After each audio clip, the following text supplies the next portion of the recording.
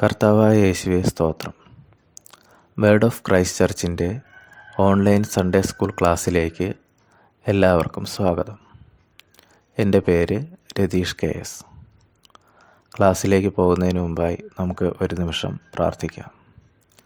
സ്വർഗസ്ഥനായ ഞങ്ങളുടെ ദൈവമേ, കർത്താവായ യേശുവേ, ഞങ്ങളുടെ ഇന്നത്തെ ദൈവവചന പഠനത്തിൽ കൃപയായി സാന്നിധ്യമായി അങ്ങ് കൂടെ ഉണ്ടാകണമേ.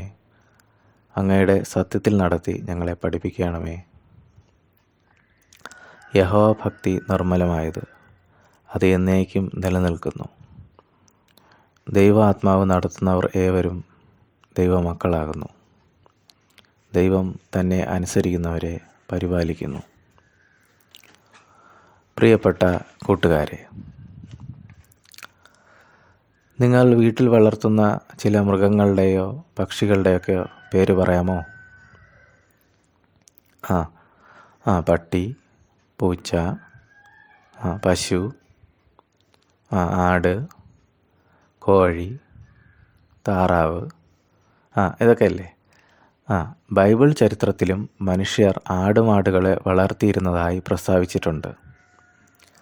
ഹാബേൽ എന്ന ആട്ടിടയനെയും അബ്രഹാമിൻ്റെ മൃഗസമ്പത്തിനെയും കുറിച്ചൊക്കെ നിങ്ങൾ കേട്ടിട്ടുണ്ടാകും.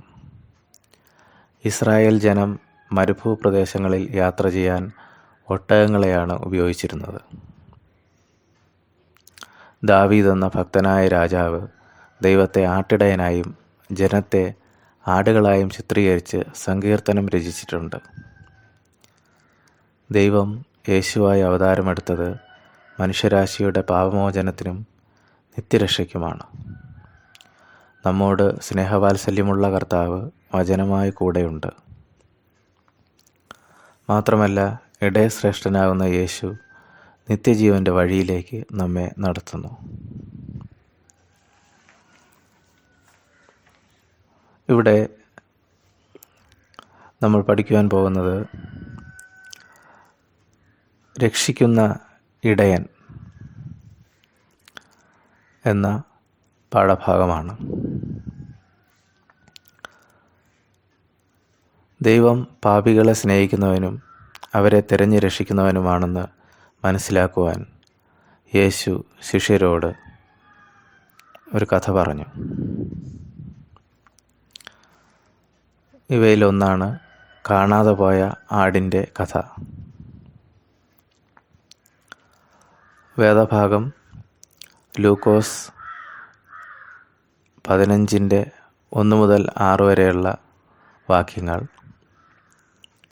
യോഹന്നാൻ 10:1 മുതൽ 29 വരെയുള്ള വാക്യങ്ങൾ എന്നിവ ശ്രദ്ധിക്കുക. അതുപോലെ പഴയ നിയമത്തിലെ 1 ശമൂവേൽ 17:34 മുതൽ 36 വരെയുള്ള വാക്യങ്ങൾ, 23-ാമത്തെ സങ്കീർത്തനം എന്നിവ വായിച്ച് മനസ്സിലാക്കുക. അപ്പോൾ ഇവിടെ കാണാതെ പോയ ആടിനെക്കുറിച്ചുള്ള കഥയും ആ ആടിനെ രക്ഷിക്കുന്ന ഇടയനായ യേശുവിനെക്കുറിച്ചും പറയുന്നു. ഒരാൾക്ക് 100 ആടുണ്ടായിരുന്നു. അയാൾ അവയെ തീറ്റാൻ കൊണ്ടുപോയി. അപ്പോൾ ഒരാട് കൂട്ടം വിട്ട് ഓടിപ്പോയി. ഒടുവിൽ ചെളി നിറഞ്ഞ ഒരു കുഴിയിൽ വീണു. രക്ഷപ്പെടുവാൻ ആ ആട് ചെയ്ത പരിശ്രമങ്ങളെല്ലാം പരാജയപ്പെട്ടു. സന്ധ്യയായപ്പോൾ ഇടയൻ ആടുകളെല്ലാം വിളിച്ചുകൂട്ടി പരിശോധിച്ചു. ഒരാടില്ല. ഇടയൻ വളരെ വിഷമിച്ചു. അയാൾ 99 ആടിനെയും ഒരു സ്ഥലത്താക്കിയ ശേഷം കാണാതെ പോയതിനെ അന്വേഷിച്ചിറങ്ങി. കാടുകളിലും മേടുകളിലും എല്ലാം നോക്കി. ഒടുവിൽ കുഴിയിൽ കിടക്കുന്ന ആടിനെ കണ്ടെത്തി. ഉടൻ തന്നെ ഇടയൻ ആ ആടിൻ്റെ അടുത്തേക്ക് ഇറങ്ങിച്ചെന്ന് അതിനെ കോരിയെടുത്ത് മാറുവിൽ അണച്ച് വീട്ടിലേക്ക് കൊണ്ടുപോയി. മാത്രമല്ല, അയൽക്കാരെയും സ്നേഹിതരെയും എല്ലാം വിളിച്ചു വരുത്തി അവരോട് ഈ സന്തോഷ വാർത്ത അറിയിക്കുകയും എല്ലാവരും ഒരുമിച്ച് ആനന്ദിക്കുകയും ചെയ്തു.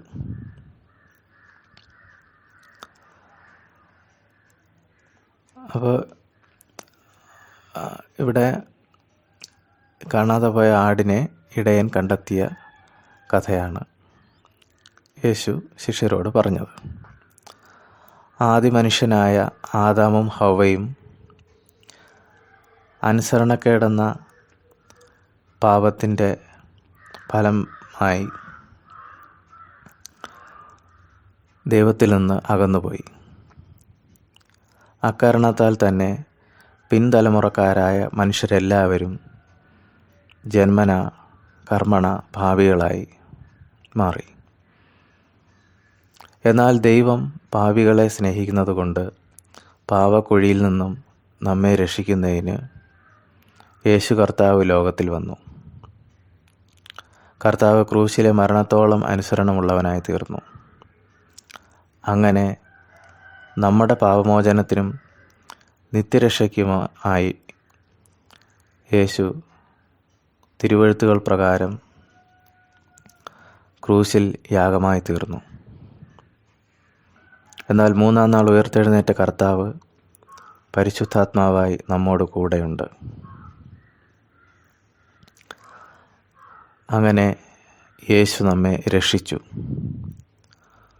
നല്ല ഇടയൻ ആടുകളായ നമുക്ക് വേണ്ടി തൻ്റെ ജീവനെ തന്നു. നല്ല ഇടയൻ നാശകരമായ കുഴിയിൽ നിന്ന് നമ്മെ രക്ഷിക്കുന്നു എന്ന് മാത്രമല്ല, തൻ്റെ മാർവിൽ അണച്ച് നിത്യഭവനത്തിലേക്ക് കൊണ്ടുപോകുന്നവനുമാകുന്നു. പാപജീവിതത്താൽ തളർന്ന മനുഷ്യന് തനിയെ നടക്കുവാൻ അഥവാ ജീവിക്കുവാൻ സാധ്യമല്ല. നാം വിശ്വാസത്തിൻ്റെ കരങ്ങളാൽ കർത്താവിൻ്റെ മാർവിൽ പറ്റിപ്പിടിച്ചിരിക്കുമ്പോൾ നമുക്ക് സുരക്ഷിതത്വവും ജീവിത വിജയവും സന്തോഷവും അനുഭവിക്കാം. ഇവിടെ ഒരാട് നഷ്ടപ്പെടുമ്പോൾ 3 വിധമായ നഷ്ടമുണ്ടാകുന്നു. ഉടമസ്ഥന് ഒരു ആട് ഇല്ലാതെ പോകുന്നു. കൂട്ടുകാരായ മറ്റ് ആടുകൾക്ക് ഒരു സ്നേഹിതനെ നഷ്ടപ്പെടുന്നു. കുഴഞ്ഞ ചേറിൽ കിടക്കുന്നത് ആടിനും വലിയ നഷ്ടം തന്നെ. അതിനാൽ ഒരുവൻ രക്ഷിക്കപ്പെടുമ്പോൾ സ്വർഗം സന്തോഷിക്കുന്നു. അവനെ സ്നേഹിക്കുന്ന എല്ലാവരും ആനന്ദിക്കുന്നു. മാത്രമല്ല, അവനും തൻ്റെ ജീവിതത്തിൽ നിത്യമായ യഥാർത്ഥമായ സന്തോഷമുണ്ടാകുന്നു. രക്ഷയുടെ സന്തോഷം നിങ്ങൾ അനുഭവിക്കുന്നോ? നിങ്ങൾ ദൈവത്തിനും നിങ്ങളുടെ മാതാപിതാക്കൾക്കും മറ്റ് വിശ്വാസികൾക്കും സന്തോഷ വിഷയമായിരിക്കണമെങ്കിൽ രക്ഷിക്കപ്പെടണം. പരിപാലിക്കുന്ന ഇടയൻ. 23-ാം സങ്കീർത്തനം നിങ്ങൾ വായിച്ചിട്ടുണ്ടോ? ദാവീദ് എഴുതിയ വളരെ മനോഹരമായ ഒരു സങ്കീർത്തനമാണത്.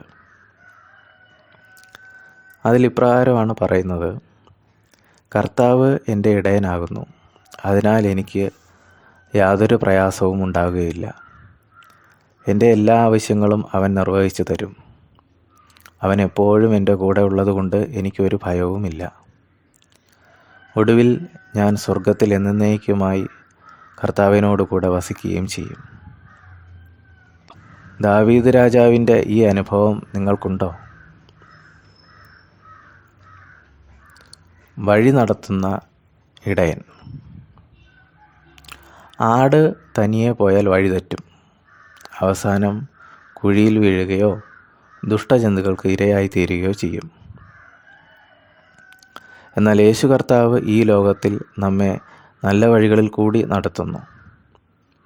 ആടുകൾ ഇടയൻ്റെ ശബ്ദം കേട്ട് അവനെ അനുഗമിച്ചാൽ ഒരിക്കലും വഴിതെറ്റുകയില്ല, അപകടത്തിൽ ചെന്നെത്തുകയുമില്ല.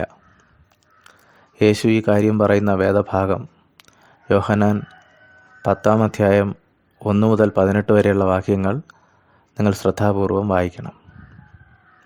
നല്ല ഇടയനായ കർത്താവ് നമുക്ക് വേണ്ടി തൻ്റെ ജീവനെ തന്നു. ഇപ്പോൾ അവൻ നമ്മെ നല്ല മേച്ചിൽ സ്ഥലങ്ങളിലേക്ക് നടത്തുന്നു. മാത്രമല്ല, നമുക്ക് മുമ്പായി നടന്ന് നമ്മെ ഉപദ്രവിക്കാൻ വരുന്ന ശത്രുക്കളിൽ നിന്ന് വിടുവിക്കുകയും സ്വർഗത്തിലേക്ക് നയിക്കുകയും ചെയ്യുന്നു. കർത്താവിൻ്റെ ശബ്ദം കേൾക്കുവാൻ നിങ്ങൾ വേദപുസ്തകം ക്രമമായി പ്രാർത്ഥനാപൂർവം വായിക്കണം. ദൈവസന്നിധിയിൽ കാത്തിരിക്കണം. കർത്താവേ, അരുളി ചെയ്യണമേ, അടിയൻ കേൾക്കുന്നു എന്ന് ശമൂവേൽ ബാലൻ പ്രാർത്ഥിച്ചതുപോലെ പ്രാർത്ഥിക്കണം. ദൈവശബ്ദം കേട്ട് കർത്താവിൻ്റെ നടത്തിപ്പനുസരിച്ച് സകലവും ചെയ്യാൻ നിങ്ങൾ തീരുമാനിക്കുമോ?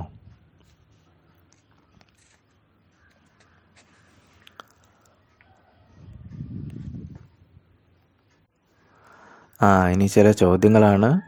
കൂട്ടുകാർക്ക് ഉത്തരം അറിയാമായിരിക്കും, ഇല്ലെങ്കിൽ ശ്രദ്ധിച്ച് മനസ്സിലാക്കുക. ഒന്നാമത്തെ ചോദ്യം, കാണാതെ പോയ ആടിൻ്റെ ഉപമയിൽ ഇടയൻ ആരെ കാണിക്കുന്നു? ഈ കഥയിലെ ഇടയൻ ആരാണ്? യേശു തന്നെ അല്ലേ? രണ്ടാമത്തെ ചോദ്യം, കാണാതെ പോയ ആട് ആരെ കാണിക്കുന്നു? ആട് ഇവിടെ ആരെയാണ് ഉദ്ദേശിക്കുന്നത്? പാപിയായ മനുഷ്യനെ അല്ലേ? ഇനി മൂന്നാമത്തെ ചോദ്യം, യേശു പറഞ്ഞ ഈ കഥയിലെ ഇടയന് എത്ര ആടുകളാണ് ഉണ്ടായിരുന്നത്? നിങ്ങൾക്കറിയാമായിരിക്കും. എത്രയാ? 100 ആടുകൾ അല്ലേ? ഇനി നാലാമത്തെ ചോദ്യം, ഇടയൻ 100 ആടുകളിൽ ഒന്നിനെ നഷ്ടപ്പെട്ടപ്പോൾ എന്തു ചെയ്തു? ഇടയൻ എന്തു ചെയ്തു? 99 ആടിനെയും ഒരു സ്ഥലത്താക്കിയിട്ട് കാണാതെ പോയ ആടിനെ അന്വേഷിച്ചിറങ്ങി അല്ലേ? കാടുകളിലും മേടുകളിലും എല്ലാം നോക്കി. ഒടുവിൽ കുഴിയിൽ ചേറിൽ കിടന്ന ആടിനെ കണ്ടെത്തി അല്ലേ? ഇനി അഞ്ചാമത്തെ ചോദ്യം, കുഴിയിൽ കിടന്ന ആടിനെ കണ്ടപ്പോൾ ഇടയൻ എന്ത് ചെയ്തു? എന്ത് ചെയ്തു? ഉടനെ ആടിൻ്റെ അടുത്തേക്ക് ഇറങ്ങിച്ചെന്ന് അതിനെ കോരിയെടുത്ത് മാറുവിൽ അണച്ച് വീട്ടിലേക്ക് കൊണ്ടുപോയി. മാത്രമല്ല, ഈ സന്തോഷ വാർത്ത അയൽക്കാരെയും സ്നേഹിതരെയും അറിയിക്കുകയും ചെയ്തു. ഇനി ആറാമത്തെ ചോദ്യം, എന്തുകൊണ്ടാണ് മനുഷ്യർ പാപികളാണെന്ന് പറയുന്നത്? എന്തുകൊണ്ടാണ്?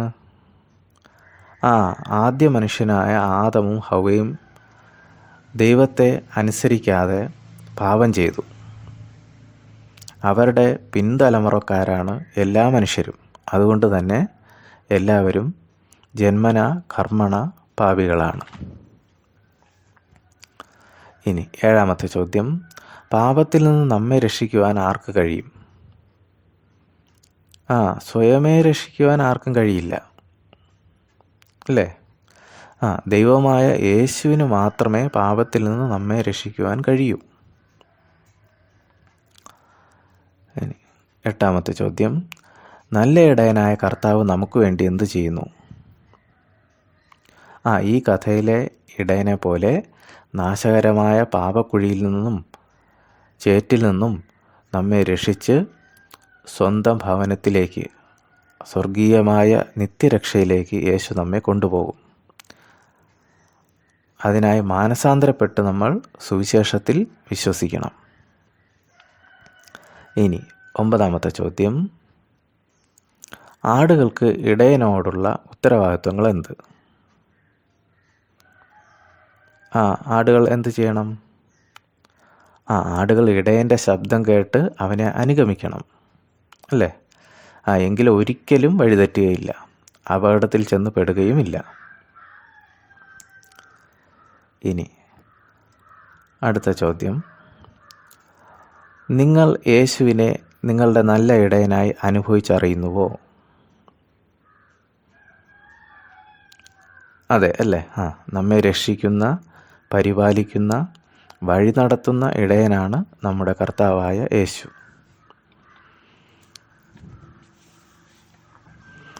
ഇനി ഇന്നത്തെ ബൈബിൾ വാക്യമാണ് യോഹന്നാൻ്റെ സുവിശേഷം 10-ാം അധ്യായം 11-ാം വാക്യം. ഞാൻ നല്ല ഇടയനാകുന്നു, നല്ല ഇടയൻ ആടുകൾക്ക് വേണ്ടി തൻ്റെ ജീവനെ കൊടുക്കുന്നു. അപ്പോൾ ഇന്നത്തെ ക്ലാസ് കൂട്ടുകാർ ശ്രദ്ധിച്ച് കേട്ട് കാണുമെന്ന് വിചാരിക്കുന്നു. ക്ലാസ്സിൽ പങ്കെടുത്ത എല്ലാ കുഞ്ഞുങ്ങളെയും ദൈവം കൃപ നൽകി അനുഗ്രഹിക്കട്ടെ എന്ന് പ്രാർത്ഥിക്കുന്നു. ഇവരെ സകലവിധ ദോഷങ്ങളിൽ നിന്നും വിടുവിക്കണമേ കർത്താവേ. അങ്ങയുടെ തണലിൽ ഭദ്രമായി കാക്കണമേ. ദൈവിക സമാധാനവും സന്തോഷവും നൽകി ഇവരെ അനുഗ്രഹിക്കണമേ. സ്തോത്രം ചെയ്യുന്നു. ആമേൻ.